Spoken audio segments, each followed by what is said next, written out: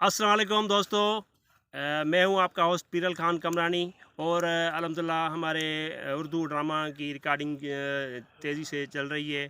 5 days drama है और इसमें जो कास्ट है मैंने आपको वीडियो में दिखाई है और अल्हम्दुलिल्लाह जो है हम इंशाल्लाह कोशिश करेंगे कि आपको उर्दू इंटरमेंट दें। हमारे जो भी सिंधी भाई लोग हैं और जो उर्दू समझते हैं उनके लिए, और हमारी कोशिश रहेगी कि आपको फुल इंटरमेंट करें। ये हमारे अब्बास भाई हैं जो बहुत अच्छे कैमरामैन हैं और उनके साथ हम आपको इस मरतबा ये ड्रामा जो है दिखाएंगे। और अब्दुल रऊफ़ भाई हैं हमारे सीनियर आर्टिस्ट हैं, वो भी हमारे साथ काम कर रहे हैं। अब्दुल अज़ीज़ कमरानी साहब हमारे इस ड्रामे के जो है डायरेक्टर हैं। बरकत बलोच जो हैं वो हमारे इस ड्रामे के राइटर हैं। बड़ी मेहरबानी, थैंक यू।